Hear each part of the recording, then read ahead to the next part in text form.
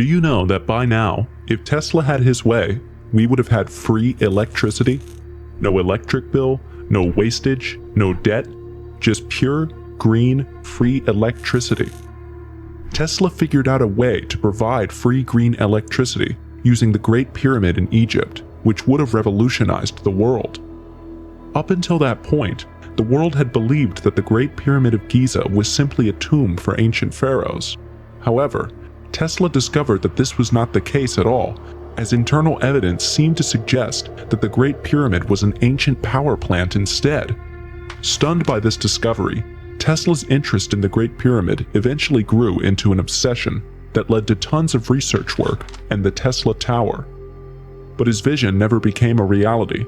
Not only was Tesla's invention stopped by the powers that may be, which you will see in a moment, but after his death, everything regarding his research was seized by the US government and was never disclosed. Until now, we still pay for what should have been free. This is a story you really want to hear.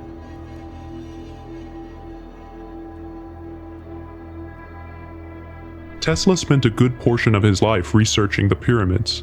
Up to that point, and even till now, we had been told that the pyramids were simply royal tombs, case closed.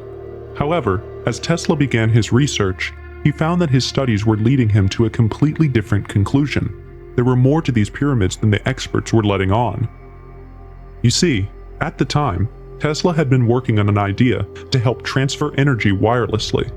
Tesla strongly believed that if we could leverage resonant frequencies and electromagnetic waves, we could come up with a way for the entire world to enjoy free and unlimited electricity. Tesla's idea involved building a network of towers and then turning all of these towers to the same frequency. Once at this uniform frequency, Tesla believed that the towers would create a resonant system that would help to amplify power and transmit that power across long distances without the use of wires or cables. This is essentially what the Wardenclyffe project was about. The way Tesla saw it, the Earth was like a giant battery storing a limitless amount of free electrical energy just waiting to be harnessed. And from his research, the Great Pyramid seemed to have done just that, harnessed the Earth's ionosphere to generate electricity. And this made Tesla wonder if there wasn't some kind of advanced tech hidden in this pyramid. He already had a theory that the Great Pyramid was very likely built using crystal energy, which had the ability to control electromagnetic fields, the foundation of wireless electricity. Tesla also believed that the Great Pyramid was constructed with materials that made it possible for it to absorb a lot of energy from the sun and moon. And when I say a lot, I mean a lot, enough to power whole cities. All of these intriguing observations led Tesla to the conclusion that the Great Pyramid was not just a tomb, but was actually a gigantic power plant. Some even say that Tesla believed the pyramid was somewhat related to cosmic energy, and thus could help with spiritual enlightenment and healing.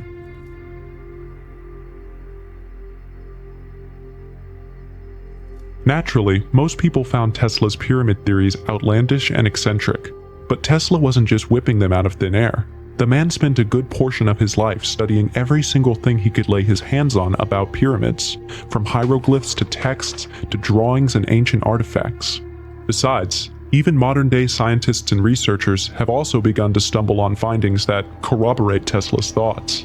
You've probably heard of Christopher Dunn, a well-known mechanical engineer who helped popularize what is called the Giza power plant theory. Dunn's argument is quite similar to Tesla's. He believes that the Great Pyramid exhibits design and construction far ahead of the times in which it was constructed. But more to the point, Dunn believes that the Great Pyramid is not a tomb, but a highly sophisticated machine that leverages the natural vibrations of the Earth and other natural forces to generate and harness energy using a combination of mechanical, chemical, and acoustic technologies. To make his point, Dunn points out a number of unique and interesting characteristics of the Great Pyramid. Now, pay close attention. First is that the pyramid aligns perfectly with true north. Secondly, the pyramid was built with granite and limestone, two materials that are known to have piezoelectric properties. In other words, if you subject them to mechanical stress, they can produce an electric charge. The third thing that Dunn points out is the interior of the Great Pyramid. Now, let's take a trip there to see what Dunn means. If you ever get to enter into the Great Pyramid, let me tell you what you won't find: mummies or treasures. What you're going to find instead are interior chambers and passageways, what is called the Grand Gallery, the King's Chamber, and the Queen's Chamber. Dunn theorizes that the Queen's Chamber contained a mixture of chemicals, specifically hydrated zinc chloride and hydrochloric acid, which were mixed together to produce hydrogen gas. Once produced, this hydrogen gas was passed into the King's Chamber through a couple of shafts, and the King's Chamber, with its granite construction, was where the resonance happened. Now, the traveling hydrogen gas finally gets into the King's Chamber, and when it gets there, it interacts with the granite's piezoelectric properties, thereby creating a resonance effect. After that, the resonance effect would amplify the Earth's natural vibrations, which would then lead to the production of energy that would then be transmitted and used to power ancient machinery, or maybe even light bulbs. Yes, you heard right, light bulbs. In one of the best preserved ancient temples of Egypt is a hieroglyph that seems to portray what looks like an ancient light bulb, proving the existence of electricity in ancient Egypt. There's a giant transparent bulb with a snake inside that looks like a filament, and a cord that appears to be plugged into something that looks like a battery. And many have said that this is a depiction of how the ancient Egyptians created the first light bulb. Now, here's what makes this mysterious hieroglyph even more intriguing. Later reconstructions of this image, found on the walls of the Dendera temple, proved that the device depicted was capable of producing electricity, at least in theory. Not to forget that ancient Egyptian temples, as well as pyramids, show no evidence of soot marks from torches or oil lamps. So were the Egyptians the actual inventors of electricity? While you chew on that, let's round off this section of the video nicely with something called the telluric grid theory. If you've never heard of it before, it's a theory that proposes that ancient civilizations had an understanding of static electricity and the natural flow of electricity through the earth, which they learned to tap into and even control. According to this school of thought, this is what all these unexplained giant ancient megalithic structures are all about. The telluric grid theory proposes that ancient pyramids and temples were built to artificially alter the natural electrical environment, pointing out ancient cultures' use of something called geomancy, or geomantic art. A good example of geomantic practices that have survived to this day is feng shui, which is the Chinese art of placement. Through history, we observe that ancient cultures seem to be obsessed with building imposing structures at just the right place, height, shape, angle, and whatnot. It reminds you of how we build radio towers in our modern times. According to the telluric grid theory, the ancient civilizations combined orientation, position, and atmospheric static electricity that was typically gathered at an altitude. They then used the resulting combo to create something like an electric funnel into and out of the earth. Now, we don't know what the ancients used the electricity they generated to do, but it is theorized that over time the ancients continued to build more and more of these megalithic structures all over the world, forming the telluric grid, or geomagnetic grid. The theory also proposes that these structures either controlled the overall flow of Earth's energies together, or simply performed these tasks on a local scale in individual villages and communities.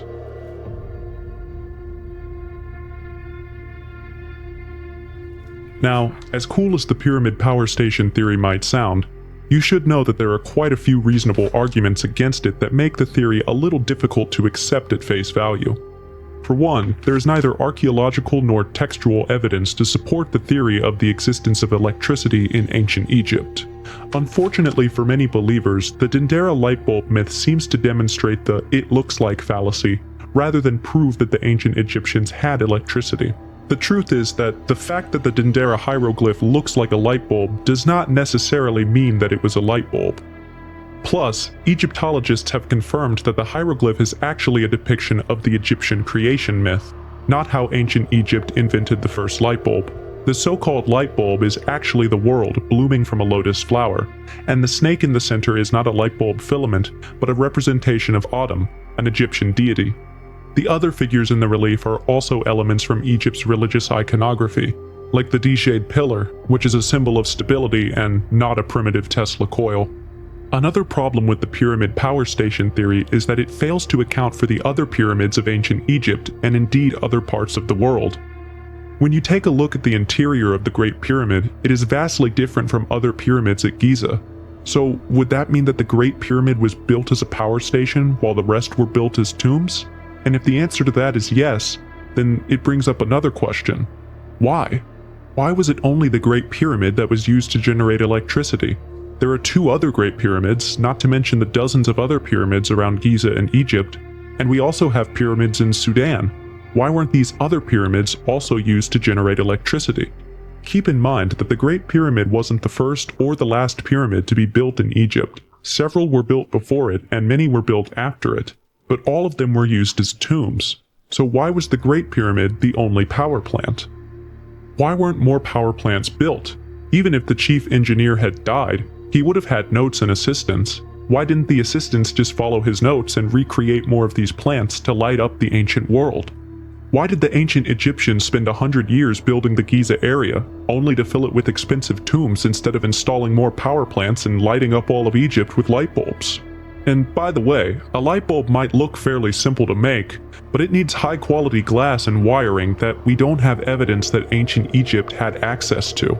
But you know what? For a lark, let's say that the ancient Egyptians did discover electricity and invented the light bulb. Even that brings up yet another confusion. What were the light bulbs created to light? The pharaoh's palace? But that was in Memphis, and Memphis is many miles away from Giza where the Great Pyramid sits. If they wanted to build a power plant to power the pharaoh's palace, then the pyramid should have been close to the palace, not 20 miles away from it, in the middle of an already existing cemetery. Also, if electricity was indeed invented about 4,500 years ago by the Egyptians, then a number of accompanying inventions should have followed shortly after. For perspective, shortly after the light bulb was invented, appliances like the electric stove, microwaves, and electric fans were invented within the next 100 years. Yet, in ruins of ancient Egypt homes, we still see soot and oil stains during archaeological digs, suggesting that people still made use of oil lamps and torches.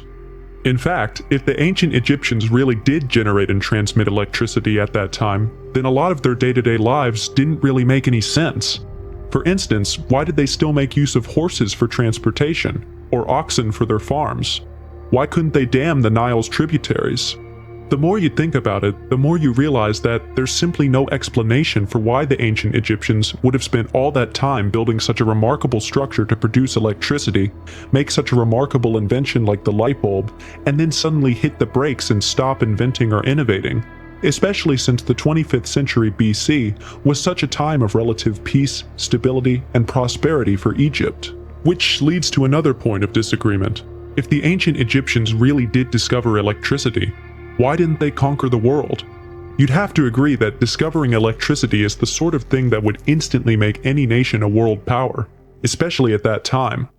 And yet, oddly enough, there is no record of any nation going to war with Egypt to steal this power plant technology from them. It definitely couldn't be because Egypt kept it a secret, because clandestine projects are not usually 500 feet tall. Plus, you can't exactly hide electricity. Yet, in all of the records, there's no single mention of any other nation even knowing that Egypt had such world-changing technology, not to talk of going to war with them to steal the tech. Instead, what we have is Egypt enjoying a golden age of peace and prosperity that would last for over 200 years after the Great Pyramid was built. Not even one foreign threat or an attempt by nearby cultures to copy the invention. It's a little too strange, isn't it? But that's the thing about the Great Pyramid and why it's such a mystery. All of these points we've just looked at make the pyramid power plant theory sound so bogus. But what if I told you that a few years ago, a group of physicists from around the world were doing some work on the Great Pyramid, and they found that the pyramid can actually focus electromagnetic energy in its internal chambers and underneath its base? This automatically brings into question every scientific claim used to debunk Tesla's pyramid theory. But that's not even all. There's more. In the 70s, a book titled Earthlights was released. The book explained that many of the UFOs that humans have reported sighting were actually natural phenomena that were generated within the Earth's electric field. And before you ask, yes, this theory came with significant scientific evidence. For instance, U.S. Bureau of Mines scientist Dr. Brian Brady carried out tests on granite to study rock bursts. In his experiment, Dr. Brady put granite through 32,000 pounds of pressure and found that strange electrical balls and streaks started to bounce off of it, proving the basic theory of the book and showing that light-producing atmospheric phenomena can many times be traced to geological sources, perhaps through fault lines, tectonic activity, or geomagnetic activity. Of course, this is not conclusive proof that the Great Pyramid was a power station, but there is something else. Significant and respectable scientific evidence has shown us that rocks and other megalithic structures can have electrical purposes. In fact, mountains do interfere with Earth's atmospheric potential gradient, and by atmospheric potential gradient, we're referring to the difference in electric potential between the ground and the atmosphere. The ground is more negatively charged, while the atmosphere is more positively charged, and that difference between the two is what creates the Earth's electric field. Now, because mountains are tall, they bring the ground, which is negatively charged, closer to the atmosphere, which is positively charged. This effectively distorts the Earth's electric field, which is why you tend to observe a lot more lightning in mountainous areas. But more to the point, science tells us that mountains also have the ability to collect electric current from the atmosphere, again because of their height and the pointiness of their peaks. Now, if this is true, and science has shown us that it is, then couldn't it be that the telluric grid theory was right? Isn't it possible that the ancients observed the electric phenomena around mountains, which was why they constructed all these gigantic structures, many of which we still can't effectively explain any other way? That aside, two of the most common objections to the power plant theory is that there's no evidence of devices or machinery that the electricity generated by the Great Pyramid would have been used to power in ancient Egypt, or that there were no follow-up groundbreaking inventions. However, there are two responses to that. The first is that the energy generated by the Great Pyramid might not have been used for machinery at all, but for spiritual purposes, somewhat like how Native Americans have their sacred places of power. The second response comes in the form of the eolipile, a steam turbine invented around the 1st century AD that transformed steam into rotary motion, and proves that the ancients had, at least, a basic understanding of energy. Now, what they did with this understanding is where things get interesting, because they did nothing with it. The eolipile remained little more than a curious toy for the entire period it was invented. The Mesoamerican wheel is even more curious. One would expect that a civilization with a wheel would go ahead to invent vehicles and whatnot. However, that was far from the case for the Mesoamericans, because even though they had wheels, these wheels were only used with kids' toys and never for carts or vehicles. That automatically makes the point about follow-up inventions moot, as humans evidently have a history of inventing and abandoning stuff, either because they don't know what to do with said invention, or because they don't just have the resources to make much out of it. But it also shows us that ultimately, technological advancements don't only happen because humans are getting smarter. There are other factors that foster technological advancements, including social, cultural, political, and economic factors. Long story short, the fact that the ancient Egyptians did not go on to invent more sophisticated machines and devices like later humans did shortly after inventing the light bulb may not be sufficient proof that they didn't have some knowledge of the light bulb or electricity in general. I'll end this video with a thought-provoking quote from Tesla. Whatever your thoughts about his pyramid theory, I think this quote is impossible to deny. It says, "All around, everything is spinning. Everything is moving everywhere there is energy. There must be some way of availing ourselves of this energy more directly.